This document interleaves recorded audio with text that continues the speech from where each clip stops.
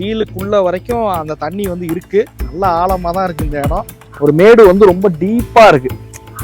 So அதில் வந்து இது ஏறுதா அப்படிங்கிறத வந்து நம்ம செக் பண்ண போகிறோம். ஸோ எலக்ட்ரிக் டூ வீலர்ஸில் வந்து லாங் ரைட்லாம் போக முடியுமா அப்படிங்கிற ஒரு குழப்பம் உங்களுக்குள்ளே இருக்கும்னு நினைக்கிறேன். அதே மாதிரி ஊட்டி கொடைக்கானல் மாதிரி பகுதிகளெல்லாம் செட் ஆகுமா எலக்ட்ரிக் ஸ்கூட்டர் அப்படின்ற கேள்வி உங்களுக்குள்ளே இருக்கும். ஸோ இன்னைக்கு நம்ம பார்த்தீங்க அப்படின்னா கோயம்புத்தூர் டு ஊட்டி ஒரு எலக்ட்ரிக் பைக்கில் தான் வந்து போக போகிறோம். ஸோ அந்த பைக் என்னன்னு கேட்குறீங்களா? ஸோ நம்ம கோயம்புத்தூரை சேர்ந்த பிஎன்சி மோட்டார் சேலஞ்சர் S125 மாடலில் தான் வந்து கோயம்புத்தூர் டு ஊட்டி வந்து போக போகிறோம். ஸோ ஹில் ஏரியாவுக்கு எலக்ட்ரிக் வெஹிக்கிள் செட் ஆகுமா, அதை இந்த வீடியோவில் பார்ப்பீங்க. வாங்க வீடியோக்குள்ளார போகலாம்.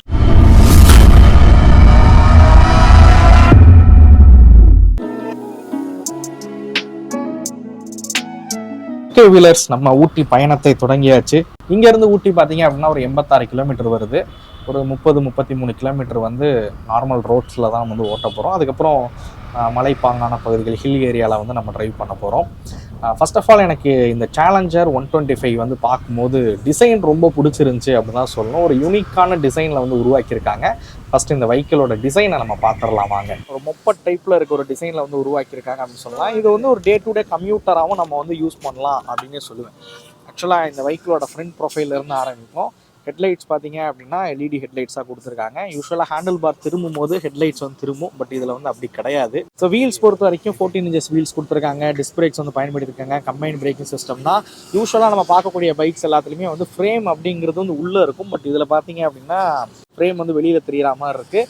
பைக்கோட டிசைன் ஆக்சுவலாக பார்த்தீங்க அப்படின்னா கொஞ்சம் அட்ராக்டிவான ஒரு டிசைனில் தான் வந்து உருவாக்கியிருக்காங்கன்னு சொல்லலாம். ஏன்னா நான் ரோட்டில் ஓட்டிகிட்டு போகும்போது இல்லை எங்கேயா நிறுத்தியிருக்கேன் அப்படின்னா நிறைய பேர் இது என்ன பைக்கு, இது என்ன வண்டி அப்படின்னு நிறைய பேர் கொஸ்டின் பண்ணாங்க. இதோட டிசைன் வந்து பார்க்க ரொம்ப நல்லா தான் இருக்குது அப்படின்னு சொல்லுவேன். எனக்கு பர்சனலி இந்த டிசைன் ரொம்பவே பிடிச்சிருக்கு அப்படின்னு சொல்லலாம். ஸோ சீட்டுமே வந்து நல்ல லென்த்தான சீட்டாக வந்து கொடுத்துருக்காங்க. ஸோ உட்காந்து ஓட்டுறதுக்கு ரொம்பவே கம்ஃபர்டபுளாகவே இருக்குது அப்படின்னு சொல்லுவேன். வீல்ஸும் வந்து பெரிய சைஸ் வீல்ஸ் கொடுத்துருக்காங்க. சஸ்பென்ஷன் செட்டப்பும் பார்க்க ரொம்ப சூப்பராகவே இருக்குது. டிசைன் மட்டும் பார்ப்போம், இதோட ஸ்பெக்ஸ்லாம் எப்படி பர்ஃபார்ம் பண்ணுதுங்கிறத நம்ம ரைடில் வந்து பார்ப்பீங்க. ஸோ டிசைன் வந்து ரொம்ப சூப்பராக தான் இருக்குது அப்படின்னு சொல்லுவேன். இன்னொரு விஷயம் என்னன்னு கேட்டிங்கன்னா, டிசைனை பொறுத்த வரைக்கும் டெயில் லைட்ஸ்லாம் பாருங்களேன்.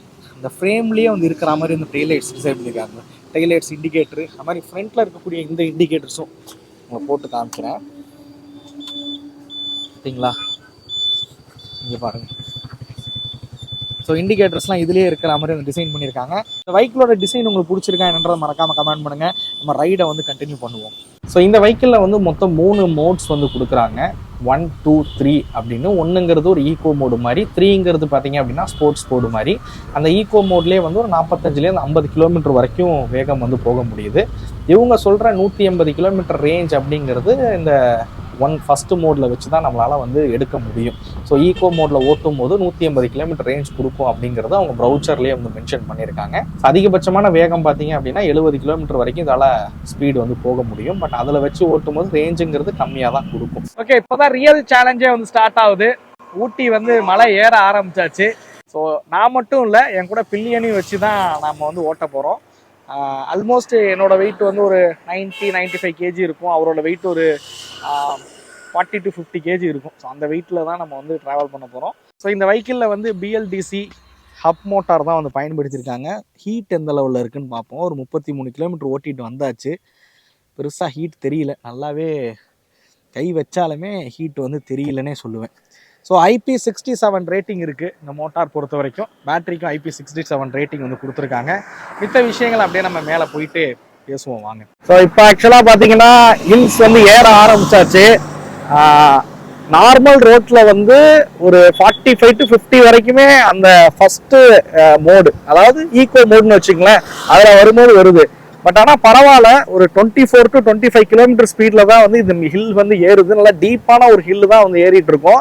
ஆல்மோஸ்ட் நான் ஃபஸ்ட்டு சொன்ன மாதிரி ஒரு 140 கிலோ வெயிட். ஸோ அதுலேயுமே இந்த ஃபஸ்ட்டு மோடில் வச்சு, அதாவது ஈகோ மோட்லேயே வச்சு தாராளமாக வந்து ஏற முடியுது அப்படின்னு சொல்லுவேன். மேபி வேணுன்ற பட்சத்தில் இப்போ நம்ம 2வது மோடுக்கு ஷிஃப்ட் பண்ணிட்டோம். நல்லாவே இருக்குது டார்க் அந்த 2வது மோடில் ஷிஃப்ட் பண்ணி ஓட்டும் போது.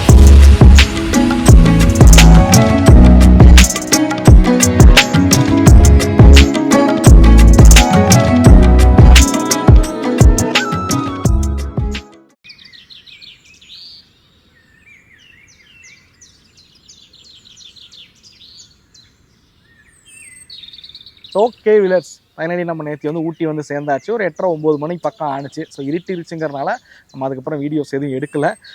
இப்போ நம்ம எங்கே போகிறோம்னு பார்த்தீங்க அப்படின்னா, இன்றைக்கி டே 2ல் வந்து கொடநாடு போய் பார்க்கலாம் அப்படின்ட்டு. ஏன்னா அங்கே வியூலாம் வந்து பார்க்க ரொம்ப சூப்பராக இருக்கும். அந்த டீ எஸ்டேட்லாம் பார்க்க நல்லாயிருக்கும். ஸோ அங்கே போய் இந்த வெஹிக்கிளை வந்து ஓட்டி பார்க்கலாம் அப்படின்ட்டு இருக்கோம். ஸோ ஓகே, எனக்கு வந்து அங்கேருந்து ஏறி வரும்போது இந்த வண்டி எந்த ஒரு பிரச்சனையும் கொடுக்கல, நல்லாவே இருந்துச்சு அப்படின்னு சொல்லுவேன்.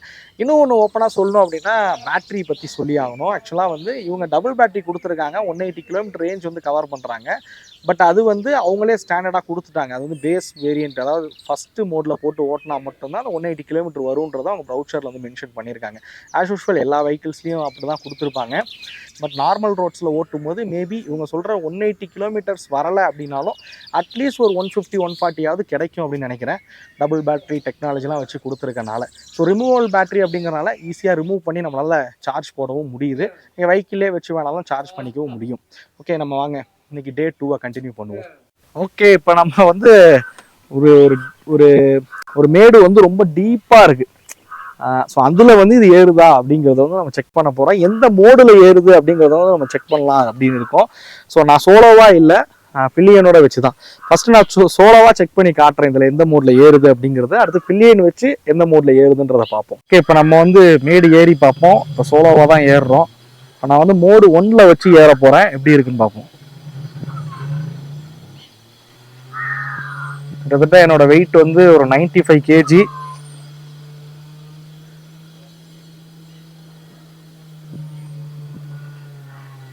ஸ்ட்ரெயின் ஆகுது இன்ஜினு, சாரி மோட்டாரு. ஸோ என்னோட வெயிட் பிரபாவோட வெயிட்டை சேர்த்து ஒரு 150 கிலோவுக்கு மேலே இருப்போம்னு நினைக்கிறேன். நான் 90 கிலோ, ஒரு 80 கிலோன்னு வச்சாலும் 160 கிலோ வெயிட் இருக்கு.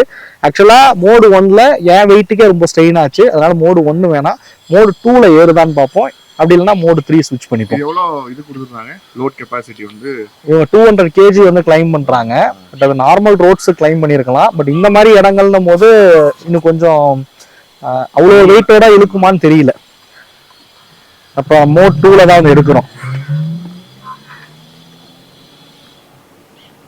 ஓரளவுக்கு போகுது, ஆனால் மோட்டார் ஸ்ட்ரெயின் ஆகுறது தெரியுது, ஸ்லோவாகுது அப்படியே.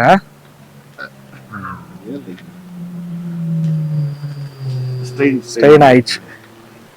ஓகே, நம்ம மோடு 3 மாத்திப்போம். நிப்பாட்டி தான் எடுக்கிறோம். இது போதுங்க, நல்லா தான் போகுது மோட் 3ல.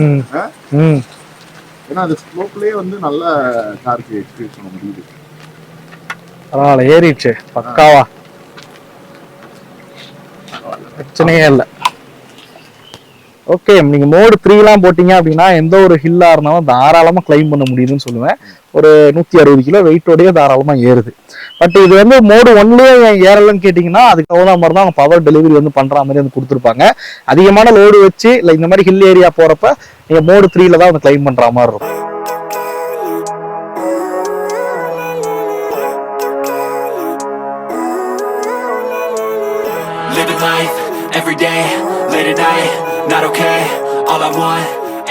ஆக்சுவலாக பார்த்தீங்க அப்படின்னா மழை இப்போ தான் விட்டுச்சு. ஒரு சின்ன ஸ்பாட்டில் வந்து நிப்பாட்டணும். பயங்கரமாக இருக்குது இந்த இடம் பார்க்குறதுக்கே.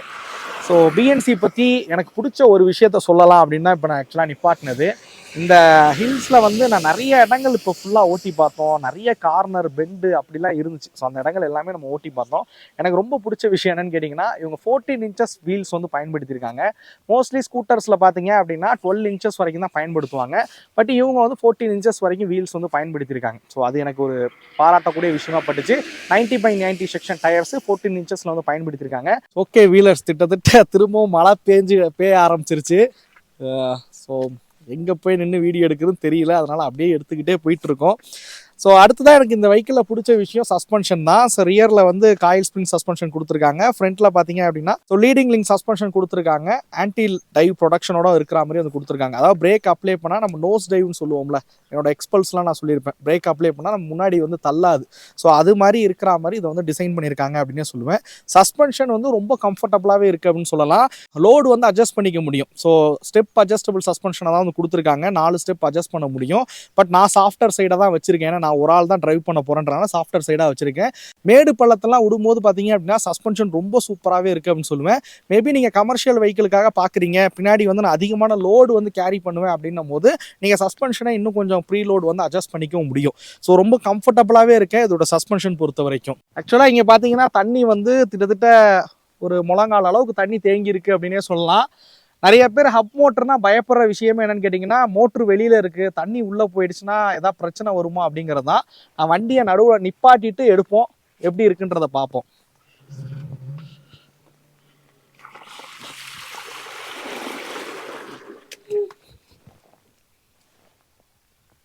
போமா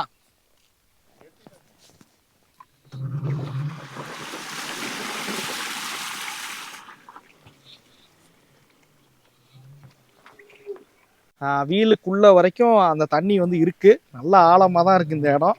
ஸோ ஒரு பிரச்சனையும் இல்லை. ஸோ இவங்க வந்து IP67 ரேட்டிங் வந்து கொடுத்துருக்காங்க.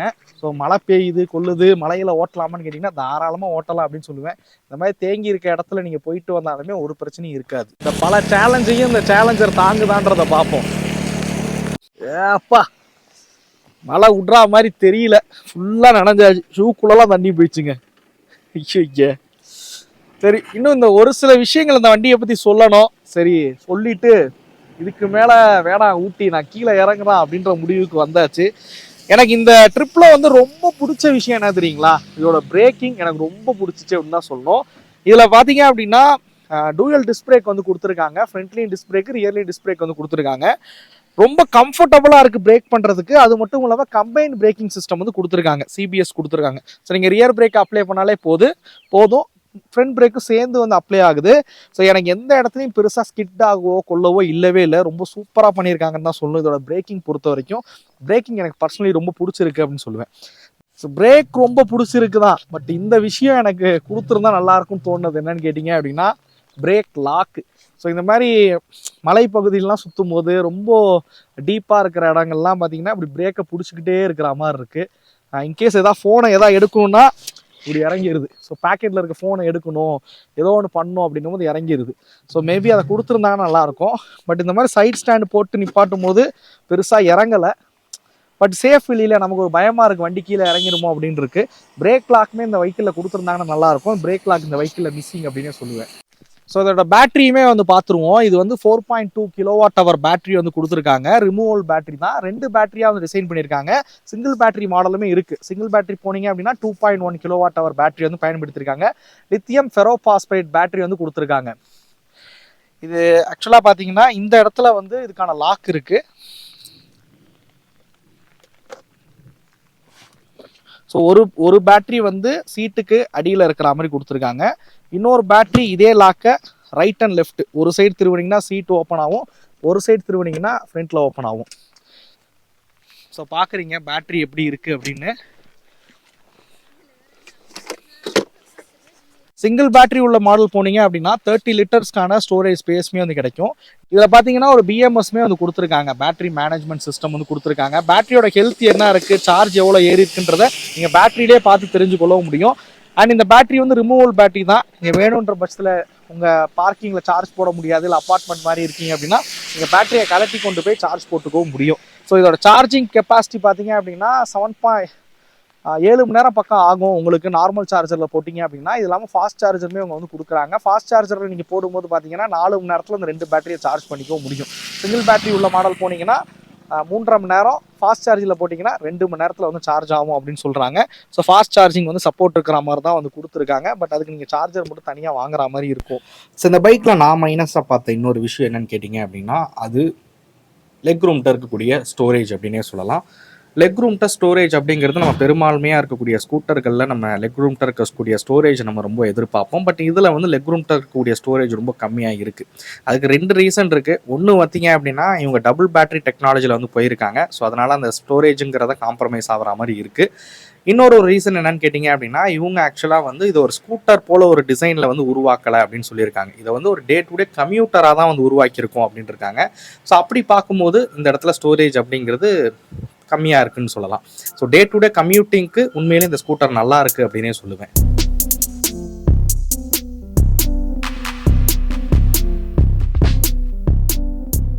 குளிர்தடி மாலா. பா அடிக்கிற குளிருக்கு ஒரு டீ போட்டால் தான் கரெக்டாக இருக்கும். ஸோ அதனால தான் நிப்பாட்டி இருக்கோம். அப்படியே உங்கள்கிட்ட இந்த வண்டியை சார்ஜ் போட முடியுமான்னு கேட்டுப்போம். ஏன்னா அங்கே இங்கேன்னு சுற்றுனதில் சார்ஜ் கொஞ்சம் குறைஞ்சிருச்சு. நம்ம சார்ஜ் போட்டுட்டு நம்ம அப்படியே கீழே கோயம்புத்தூர் போனால் கரெக்டாக இருக்கும்னு நினைக்கிறேன். கேட்டு பார்ப்போம் வாங்க. ஆக்சுவலாக நாங்கள் அந்த இவி வெஹிக்கிள் வந்து ஒரு வீடியோஸ் வந்து எடுத்துகிட்டு இருக்கோம். அதை கொஞ்ச நேரம் சார்ஜ் மட்டும் பண்ணிக்கலாமா? ஓ அப்படியா? வெளியிலேயே சார்ஜர் பாயிண்ட் இருந்தால் நல்லதாச்சு. ஓ ரைட், சரி சரி சார். நான் ஒரு 15 to 20 minutes மட்டும் அதை நான் சார்ஜ் பண்ணிக்கிறேன். Okay, thank you sir. ஆக்சுவலாக சார்ஜர் பாயிண்ட் வெளியிலேயே இருக்குது காய்ஸ். அதாவது பிரச்சனையே இல்லை, நம்ம இங்கேயே போட்டு சார்ஜ் போட்டுக்கலாம். நான் ஆக்சுவலாக கழட்டி உள்ளே கொண்டு போய் போடுற மாதிரி இருக்குன்னு நினச்சேன். பரவாயில்ல, வெளியில் இருக்கனால நம்ம அப்படியே சார்ஜ் போட்டுக்கலாம்னு நினைக்கிறேன். சார்ஜ் போட்டுருவோம்.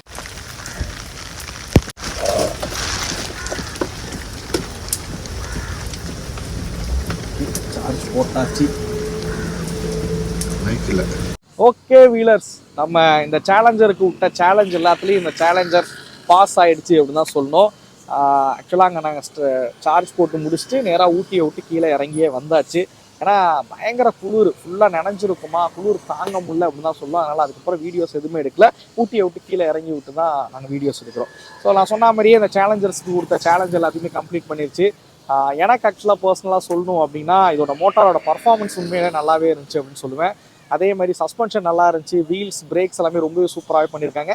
சின்ன சின்ன விஷயங்களை மாற்றினாலே போதும் இந்த ஸ்கூட்டர் வந்து ரொம்ப சூப்பராகவே இருக்கும் அப்படின்னு சொல்லலாம். அதில் ஒன்று, இந்த இருக்க ஸ்டோரேஜ் கொஞ்சம் கம்மியாக இருக்கிற ஃபீல் இருக்குது. லெக் ரூம்கிட்ட இருக்கக்கூடிய ஸ்டோரேஜ். அதே மாதிரி பிரேக் லாக் வந்து கொடுத்துருந்தாங்கன்னா இந்த ஹில் ஏரியா மாதிரியான இடங்கள்ல இறங்கி வராது வண்டி. ஸோ அந்த பிரேக் லாக் வந்து கொடுத்துருந்துருக்கலாம் அப்படின்னு சொல்லுவேன். இன்ஸ்ட்ருமெண்ட் கிளஸ்டரில் உங்களுக்கு டிஸ்டன்ஸ் எம்டியும் வந்து கொடுத்துருந்தாங்க அப்படின்னா இன்னுமே நல்லாயிருக்கும். ஸோ இந்த 3 விஷயங்கள் மட்டும் தான் எனக்கு சின்ன மைனஸாக பட்டுச்சு. இதை வந்து அடுத்த அப்டேட்லேயாவது பிஎன்சி வந்து மாற்றினாங்க அப்படின்னா நல்லாவே இருக்கும் அப்படின்னு சொல்லுவேன். ஸோ ஃபைனலி இந்த வெஹிக்கிளோட ப்ரைஸிங் அண்ட் வாரண்டிலாம் பற்றி பேசணும் அப்படின்னு நினைக்கிறேன். ஃபஸ்ட்டு வாரண்டியை பற்றி சொல்லிடுறேன். இதோட சேசிக்கு பார்த்தீங்க அப்படின்னா 7 years வரைக்கும் வந்து வாரண்டி அப்படிங்கிறது வந்து கொடுக்குறாங்க. மோட்டாருக்கு பார்த்தீங்க அப்படின்னா 3 years வந்து வாரண்டி அப்படிங்கிறது கொடுக்குறாங்க. பேட்டரியை பொறுத்த வரைக்கும் பார்த்தீங்க அப்படின்னா உங்களுக்கு சிங்கிள் பேட்டரி உள்ள சேலஞ்சர் 110 மாடல் போனீங்க அப்படின்னா 5 வருஷம் 60,000 கிலோமீட்டர் வாரண்டி அப்படிங்கிறது கொடுக்குறாங்க. ஸோ இந்த மாடல் டபுள் பேட்டரி உள்ள மாடல் போனீங்க அப்படின்ற பட்சத்தில் 5 வருஷம் 1,00,000 கிலோமீட்டர் வரைக்கும் வாரண்டி அப்படிங்கிறது வந்து கொடுக்குறாங்க. ஸோ எலக்ட்ரானிக்ஸ் பொறுத்த வரைக்கும் வாரண்டி அப்படிங்கிறது ரொம்ப இம்பார்ட்டன்ட். ஸோ இந்த வெஹிக்கிளில் 5 வருஷம் 1,00,000 கிலோமீட்டர் வரைக்கும் வாரண்டி அப்படிங்கிறது கொடுத்துருக்காங்க. சேலஞ்சர் 110 மாடல் போனீங்க அப்படின்னா 99,999 ரூபா, அதாவது 1,00,000 ரூபாய்க்கு ₹1 கம்மி அப்படின்னு சொல்லலாம். இந்த மாடல் போனீங்க அப்படின்னா 1,45,000 எக்ஸ்ஷோரூம் காஸ்ட்ல வந்து கொடுத்துருக்காங்க. ஆன்ரோட் காஸ்ட் தெரிஞ்சுக்கிறோம் அப்படின்னா டிஸ்பிளேல டீலர்ஷிப்போட கான்டாக்ட் டீடைல்ஸ் நான் கொடுத்துருக்கேன். மறக்காம அவங்கள கான்டாக்ட் பண்ணுங்க. ஸோ பிஎன்சி பார்த்தீங்க அப்படின்னா இப்போ தமிழ்நாடு ஃபுல்லாக நிறைய இடங்கள்ல வந்து டீலர்ஷிப் வந்து ஓப்பன் பண்ணிக்கிட்டே இருக்காங்க. கோயம்புத்தூரை சேர்ந்த ஒரு கம்பெனி தான் இது, தமிழ்நாடு பேஸ்டு கம்பெனி. அதனால் ப்ராடக்ட் வந்து ரொம்பவே நல்லாவே இருக்குது. நீங்கள் வாங்கணும்னு விருப்பப்பட்டீங்க அப்படின்னா உங்களோட டீலர்ஸோட கான்டாக்ட் டீடைல்ஸ் நான் டிஸ்கிரிப்ஷனில் கொடுத்துருக்கேன். மறக்காம போய் செக் பண்ணி பாருங்கள். அவங்கள கான்டாக்ட் பண்ணி ஆன்ரோட் காஸ்ட்லையும் தெரிஞ்சுங்க. இந்த வீடியோ உங்களுக்கு பிடிச்சிருக்கும் அப்படிங்கிறத நம்புறேன். இந்த வீடியோ பற்றின கருத்துக்களை மறக்காம கமெண்ட் பண்ணுங்கள். அடுத்த வீடியோவில் சந்திக்கும் முறை தமிழ் வீல்ஸ் மணிகண்டன். நன்றி, வணக்கம்.